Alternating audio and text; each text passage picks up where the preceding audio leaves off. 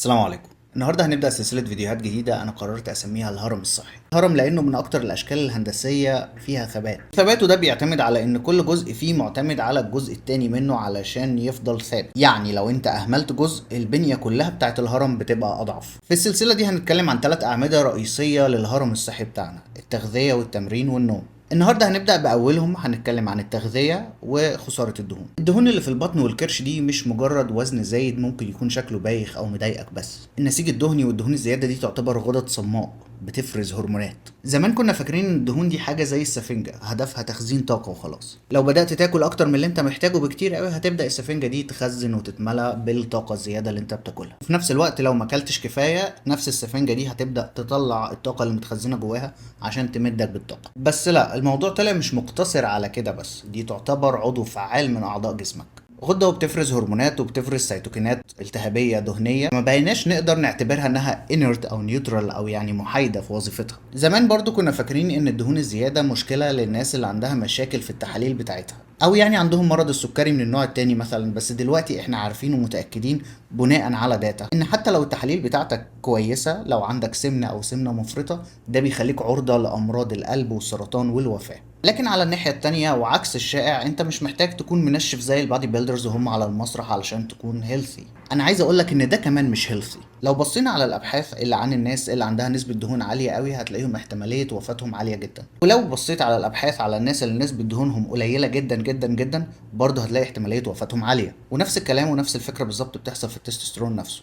التطرف سواء شمال او يمين هتلاقيه بيأثر على التستوستيرون. فلا، انت مش محتاج تكون شريدد علشان تكون هيلثي، انت محتاج تكون في رينج من 15 ل 20% في نسبة الدهون. وبالنسبة للستات او البنات محتاجين يكونوا في رينج من 20 ل 30% بادي فات. ده الهيلثي. مش عارف محتاج اقول ده ولا لا، بس كلامي ده معناه ان انت مش محتاج توصل للسكس باكس علشان تكون هيلثي. الفتنس مودلز والبادي بيلدرز اللي انت بتشوفهم في الترانسفورميشن بتاعتهم او بتاعه العملاء بتوعهم بيكونوا اولا مش بالشكل ده طول السنه، خصوصا لو طبيعيين، او بيكونوا بقى مضحيين بحاجات تانية ليها ابعاد اجتماعيه وممكن تاثر على التوازن النفسي حتى.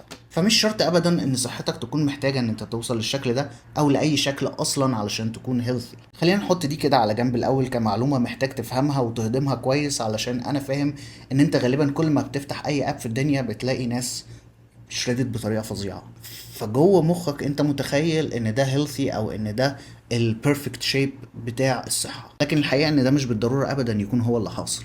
طيب تعال نشوف ازاي ممكن تخسر الدهون الزياده اللي عندك وتوصل لنسبه صحيه من الدهون بشكل بسيط ومستدام ومدعوم ساينتفكلي. هنتكلم عن ايه اللي بيشتغل وليه بيشتغل علشان توفر وقتك ومجهودك ويمكن كمان فلوسك على الحاجات اللي بتشتغل بس. المحتوى اللي له علاقة بخسارة الدهون يمكن يساوي مئات الآلاف ويمكن الملايين من البوستس على السوشيال ميديا كل أسبوع، ولكن الناس ما بتهتمش بالصح والغلط والدقة العلمية. الناس بتهتم باللي بيجذب انتباه الناس اللي بتتفرج. بالتالي أغلب صناع المحتوى بيكونوا مضطرين يسمعوك اللي انت عايز تسمعه مش اللي انت محتاج تسمعه، عشان الهدف في الاول والاخر هو جذب انتباهك، علشان ده اللي بعد كده ممكن يترجم لفلوس. انا بقى مش هقولك صدقني علشان انا دكتور او علشان انا صيدلي او انا خدت شهادات كذا او انا مثلا عملت ترانسفورميشنز لكذا والناس عددها كذا.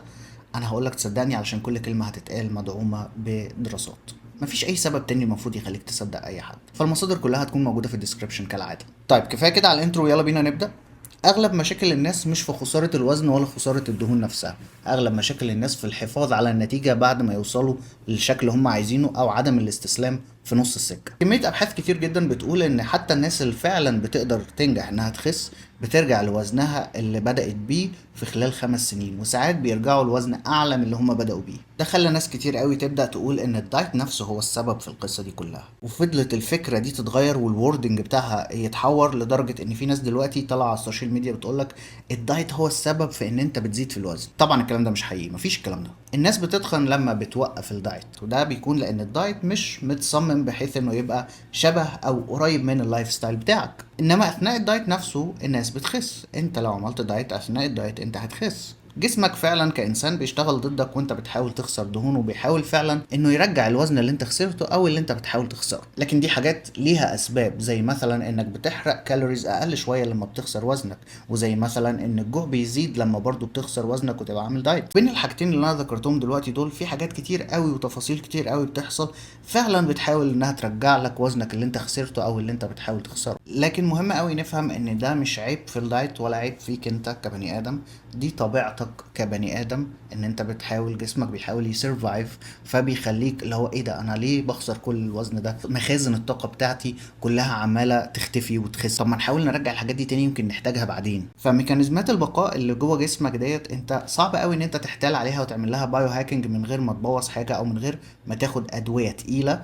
فالاحسن ليك لو عايز تعمل ده بشكل طبيعي هي ان انت تشتغل معاها، تشوفها في كل مرحلة محتاجة منك ايه وتحاول تشتغل على ده. بناء على الداتا، اهم حاجة علشان تخسر دهون هو ان انت تكون في عجز من السعرات الحرارية، وكمان تفضل تعمل ده لحد ما توصل للوزن او الشيب اللي انت عايزه. بعد كده المفروض ان انت تبدأ تطلع من الدايت وتزود اكلك، تاكل الكالوريز بتاعت المينتنانس، الكالوريز اللي هتثبتك على الوزن اللي انت وصلت له وعاجبك ده. اول بقى ما تبدأ تاكل كالوريز اكتر من الكالوريز اللي المفروض انها تثبتك على الوزن ده، هتبدأ تريجين تاني او تزود في وزنك تاني وتزود دهونك تاني. الكلام ده بقى بنشوفه في الابحاث في كل انواع الدايت اللي تتخيلها وتعرف تنطقها: لو كارب، لو فات، كارنيفور، فيجن. كل الانواع بتاعت الدايتس اللي انت ممكن تتخيلها مفيش فرق بينهم على المدى الطويل في خسارة الدهون نفسها. لكن لما بنقارن بالاستمرارية على الدايت هنلاقي ان في علاقة دايركت بين القدرة على الاستمرارية ونجاحك في خسارة الوزن اللي انت عايز تخسره. يعني ببساطة تقدر تقول ان احسن دايت لخسارة الدهون هو الدايت اللي تقدر تستمر عليه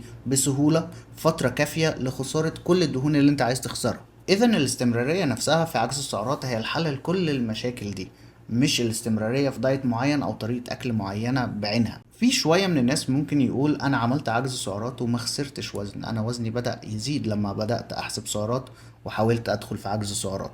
الكلام ده ليه 3 احتمالات: يا اما ما حصلش اصلا، يا اما ما حصلش لفتره كافيه ان انت تخسر وزن، يا اما ما حصلش بشكل صحيح فبالتالي انت دخلت فائض سعرات فوزنك بالفعل زاد. ببساطه انت ممكن تتخيل فعلا انك عامل عجز في السعرات باستمرار، ولكن في الحقيقه اصلا انت بتطلع من عجز السعرات اغلب الايام في الاسبوع، بالتالي في الشهر، بالتالي في السنه. في ابحاث بالفعل اتعملت على الناس اللي بتعرف تعمل عجز السعرات طويل المدى علشان يشوفوا الناس دي ايه اللي بيميزها، ايه اللي بيخليهم يعرفوا يخسروا دهونهم ويحافظوا على نتائجهم بالشكل ده لفترات طويلة جدا. فلقوا ان هم اولا عندهم دافع داخلي من جواهم انهم عايزين يعملوا ده، مش دافع خارجي، مش علشان حد قال لهم كلمة ضايقتهم او علشان شكلهم قدام الناس. فالاستدامة محتاجة دافع داخلي، ودي مش حاجة سهلة ان انت توصل لها لوحدك من غير ما تقعد مع نفسك وتشتغل مع دماغك. لازم تكون من جواك فعلا قررت تهتم بصحتك او تتكلم مع حد يساعدك علشان توصل لده. عشان يعني اللي شفته حواليا ومن خبرتي البسيطة في الحياة، مفيش حد عارف يعمل تغيير كبير في حياته غير لما كان الشعور الداخلي بتاعه انه لازم يحصل تغيير كان كبير جدا. ودي مش حاجة هتقعد تفكر نفسك بيها كل يوم وكل شوية، ولكن دي الحاجة اللي انت لما تقع هتتسند عليها، تقف عليها تاني كل ما تلاقي نفسك الايام بقت صعبة او الدنيا بقت صعبة عليك بشكل عام، مش في الدايت بس. لازم تلاقي السبب، لازم تلاقي الواي اللي تخليك تكمل. تاني حاجة لقوها في الابحاث عن الناس دي هي الدعم الاجتماعي، زي ان حد يدخل معاك في الدايت، حد يسأل عليك ويشجعك او يكيب يو اون تشيك. ده ممكن يكون حد من صحابك، وممكن يكون كوتش بتدفع له قصاد الخدمة دي، علشان اي حد في الدنيا من وجهة نظري درس شوية يقدر يعمل دايت. ولكن الخدمة الحقيقية في الكوتشنج هي ان انت تقدر تشجع اللي قدامك، تقدر توصل اللي قدامك ان هو يبقى عايز تغيير وحابب التغيير، وتسهل عليه التغيير ده. دي اهم نقطة اصلا.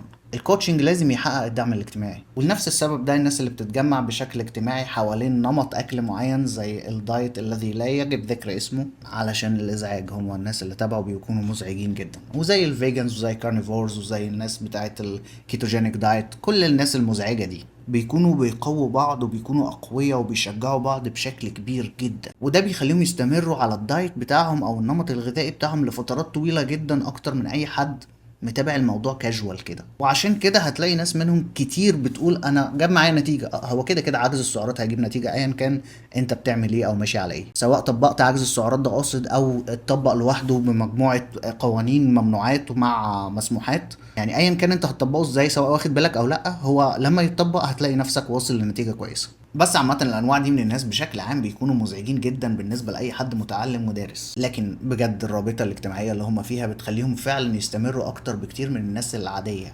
فنقدر ناخد منهم درس، يعني مهما كانوا هم مزعجين في النهاية نقدر نتعلم منهم حاجة. الحاجة اللي بعدها ان الناس اللي بتقدر تستمر وبتقدر تنجح وتحافظ على خسارة الوزن بيكونوا شافوا نتائج كبيرة قوي في بداية الدايت.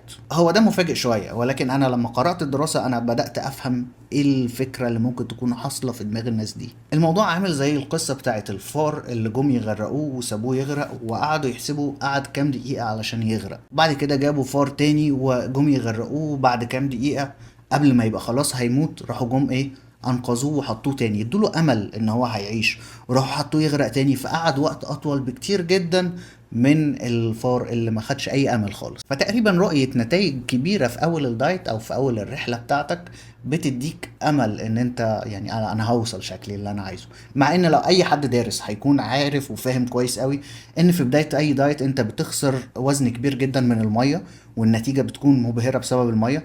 بس حتى اللي دارس، واضح ان حتى اللي دارس وحتى اللي فاهم هيكون برضو مبسوط برضو بالرقم اللي هو شايفه بينزل على الميزان. هي حاجة نفسية بحتة يعني مهما كنت فاهم.